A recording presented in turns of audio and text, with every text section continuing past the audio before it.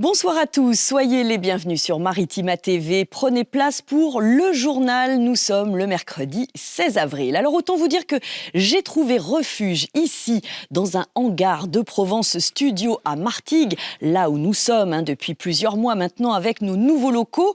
Vu le temps à l'extérieur, j'avais le choix entre le parapluie, la capuche et je me suis dit, tiens, allons-y. On va être au sec. Alors, vous dire à quoi ces vélos vont servir, ces statues, dans quel film, dans quelle série vous pourrez les retrouver, c'est difficile à dire. En tout cas, on partage ensemble ce petit moment de quiétude pour passer en revue les infos du jour. Et on va tout de suite démarrer cette édition à Marseille. Dès demain, des engins de chantier vont progressivement s'installer au niveau de la dent creuse, rue d'Aubagne. C'est enfin le début des travaux qui vont permettre de voir sortir de terre un lieu ressource à la place de ce trou laissé par les immeubles effondrés il y a plus de 6 ans maintenant. On y trouvera un bâtiment de 100 mètres carrés en bois sur 2 niveaux, un patio méditerranéen végétalisé et surtout un lieu pour la mémoire. La sortie de terre est prévue pour la fin d'année. Un gros changement très attendu dans le quartier qui nécessite, vous allez le voir, quelques travaux préalables. Reportage de Cassandra Mourou. Le paysage devrait se transformer assez nettement dans les prochains jours. L'immeuble 69, situé à droite de la dent creuse, va être déconstruit. Une opération confiée à un bureau d'études spécialisé. L'édifice a été fortement consolidé depuis les effondrements, mais l'opération reste délicate.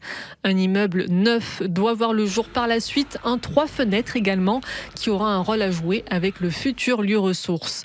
À Noailles, même s'ils sont synonymes de nuisance, l'arrivée de ces premiers travaux soulage les riverains.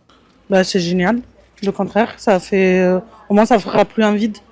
Ça redonne un peu la joie de vivre un peu et en même temps ça fait rappeler les gens qui sont morts. Et vous pensez que la rue en a besoin ? Oui, ici, surtout ici, oui. Ça fait changer un peu le quotidien de la vie, on va dire. C'est bien qu'il y ait une alchimisation, une transformation. J'ai hâte de savoir ce que c'est parce que moi je trouve que chaque fois que je passe, j'ai un petit malaise quand même. Oui, c'est assez vide et en plus c'est un peu morbide. Comme à chaque fois qu'on passe, on pense à eux, mais on pensera de toute façon à eux même après. Voilà, c'est quelque chose qui est indélébile, qui restera dans notre mémoire. Les commerces proches de la dent creuse restent ouverts pendant ce chantier. Une bonne nouvelle pour le quartier, déjà impacté par des travaux d'assainissement dans plusieurs rues. L'institution pénitentiaire visée par 2 nouvelles attaques. 3 véhicules ont été incendiés la nuit dernière dans un parking de la prison de Tarascon. Un autre devant le domicile d'un surveillant du centre d'Aix-Luynes. Ces nouveaux incidents interviennent au lendemain d'attaques coordonnées contre plusieurs établissements pénitentiaires en France. Principalement des incendies de véhicules, mais également des tirs à l'arme automatique contre la porte de la prison de Toulon. Hier, on vous en a parlé. Alors, pas de victimes à déplorer, mais de quoi engendrer une vive inquiétude, comme nous l'explique David Delacour, du syndicat Force ouvrière et agent au centre de détention de Salon, au micro de Manuel Danlois. Tout collègue aujourd'hui est concerné, parce que on ne sait pas si demain ça ne sera pas notre établissement qui sera visé. La peur est là, quoi. On a un palier qui est franchi avec des armes lourdes qui ont tiré sur une porte d'entrée, donc c'est pas anodin, voilà. Assez récurrent, vous réclamez plus de moyens et plus de sécurité ? Chez Force ouvrière, nous, la sécurité c'est une priorité. Les moyens, il nous faut des moyens humains également, parce qu'aujourd'hui, il faut savoir que tous les établissements pénitentiaires sont en pénurie d'agents. On a du mal à recruter. Chaque établissement tourne avec des modes dégradés, c'est difficile. Le ministre de la Justice, Gérald Darmanin, ça sera la dernière question, David Delacour, a proposé à essayer de trouver des solutions pour la surpopulation carcérale avec ces préfabriqués pour ces détenus en fin de peine. Et les annonces, elles sont bien, sauf qu'aujourd'hui, comme toute annonce, il nous faut des moyens financiers, des moyens humains pour faire fonctionner ça, parce que, comme je vous disais précédemment, sans moyens humains, aujourd'hui on est déjà en pénurie d'agents, ça va pas être possible en fait.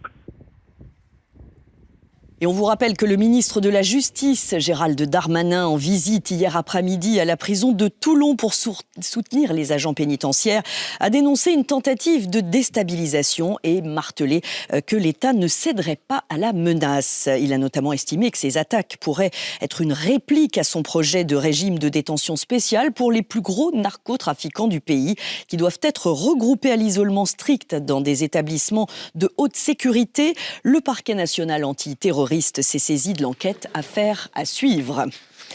On poursuit sur nos routes. Au Pen Mirabeau, une voie sera réservée aux bus sur l'A7 dès la fin de semaine. Elle sera mise en service ce vendredi précisément à partir de 6h du matin. Installée donc sur l'autoroute A7 entre le convergent A7-A55 et l'échangeur 31. Si vous connaissez le secteur, une longueur totale de 1,2 km sur l'ancien espace de la bande d'arrêt d'urgence. Voilà qui devrait faciliter la circulation. Du football à présent et l'OM qui traverse une fin de saison pour le moins compliquée. Le président du club a donc décidé de prendre la parole. Pablo Longoria s'est exprimé à travers un long message publié sur LinkedIn. Et il y a plusieurs points à noter. Petite analyse signée Didier Gesualdi. Le premier passage qui intrigue les supporters, qui les inquiète même, concerne les objectifs de Pablo Longoria pour l'OM. Après avoir parlé plusieurs fois en conférence de presse de qualification en Ligue des Champions, le président semble revoir ses ambitions à la baisse. Il explique dans son texte que l'objectif est désormais, je le cite, de battre Montpellier samedi soir et d'avancer étape par étape sans chercher plus loin. Une douche froide pour les supporters qui rêvent d'une deuxième étoile plus que d'une simple victoire face à la lanterne rouge de Ligue 1. Le deuxième passage qui fait réagir en bien cette fois, c'est la volonté de Pablo Longoria de parler en son nom propre pour stopper toute forme de rumeur. Il le dit noir sur blanc. Nous ne sommes pas là pour désigner des coupables ni pour alimenter un bruit. Reste à savoir si la fameuse taupe qui sème la discorde au sein du groupe a été identifiée. L'OM a besoin de calme et d'unité pour terminer sa saison dans le top 3. L'OM qui s'apprête donc à affronter Montpellier. On vous tiendra bien évidemment au courant de la préparation du match comme il se doit.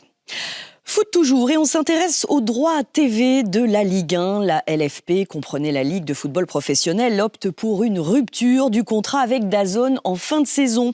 Après décision des présidents des clubs de Ligue 1, tout est donc entériné. DAZN a refusé la proposition financière qui lui a été envoyée dans la foulée en dédommagement de cette rupture de contrat.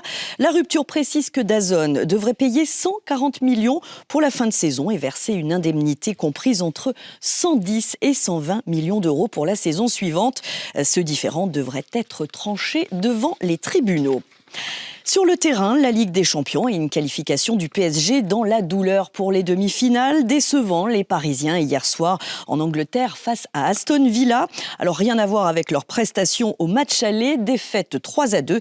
Le PSG jouera contre le Real ou Arsenal au prochain tour. Ces deux formations s'affrontent d'ailleurs ce soir, tout comme l'Inter de Milan et le Bayern. Coup d'envoi des rencontres à 21h.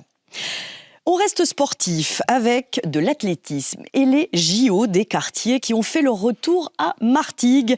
Dans le cadre de l'intégration sociale de la jeunesse par le sport, le Martigues Sport Athlétisme a proposé durant cette deuxième semaine de vacances de printemps ces Jeux olympiques de quartier. Plus d'une centaine de jeunes issus des centres sociaux, des maisons de quartier de Martigues et Port-de-Bouc se sont donc retrouvés aujourd'hui au parc Julien Olive autour d'activités sportives, courses d'obstacles, lancers de vortex ou encore saut en longueur. L'occasion pour les jeunes martégots comme pour les jeunes Port-de-Bouquin de partager leur motivation, leur esprit d'équipe et leur solidarité.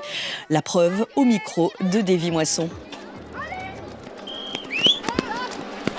Aujourd'hui, on fait les Jeux Olympiques. C'est bien de faire du sport parce qu'on s'amuse. Je fais les Olympiades de Martigues. On fait du sport parce que c'est bien pour rencontrer des copains et pour rencontrer des animateurs super gentils. Parce que c'est trop bien. De la course, du lancer. Et même si on perd, l'important c'est de participer. J'adore le sport et sans faire du sport, je ne pourrais pas vivre. On rencontre du monde et c'est bien. C'est plein de sport et en fait c'est plein de centres qui s'affrontent et après on va voir qui est le meilleur centre, voilà. Parce que ça me fait plaisir et j'ai envie de gagner.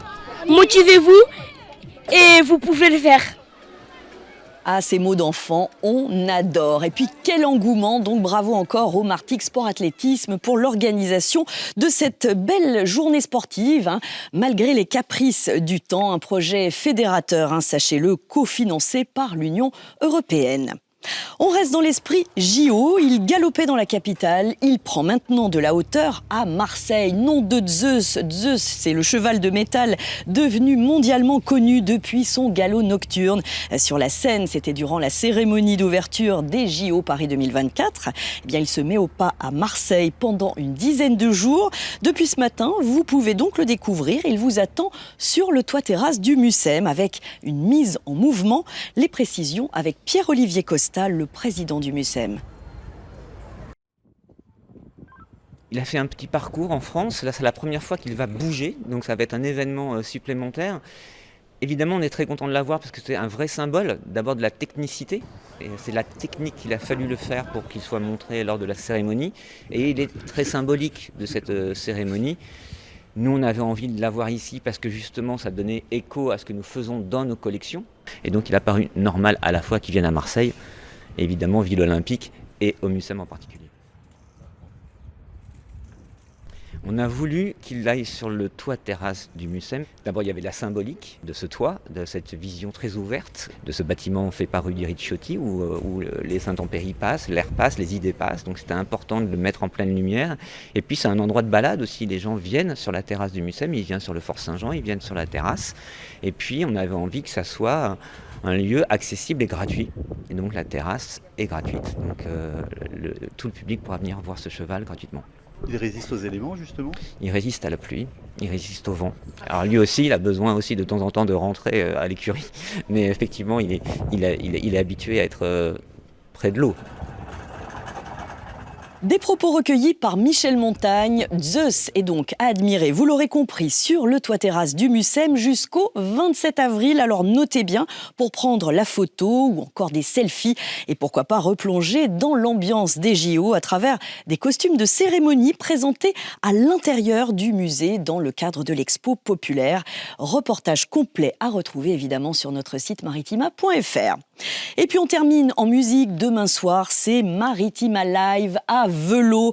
Et on est très fiers de vous rappeler l'affiche. Amel Bent, Lynn, Julien Lib, Mentissa ou encore Ulysse, sans oublier la Marseillaise Mia de The Voice 13 en première partie. Et puis la toute jeune Even de Cabriès qui avait, souvenez-vous, participé au casting de The Voice Kids à la foire de Marseille. Eh bien tout ce beau monde va se produire à l'espace Nova devant 800 personnes. Salle comble, donc un grand bravo à tous les fidèles de Maritima qui ont remporté leur place. Ambiance à partager, quoi qu'il arrive, sur nos réseaux sociaux demain soir. Suivi assuré comme il se doit par Marion à plein cours, notre community manager, toujours sur le coup.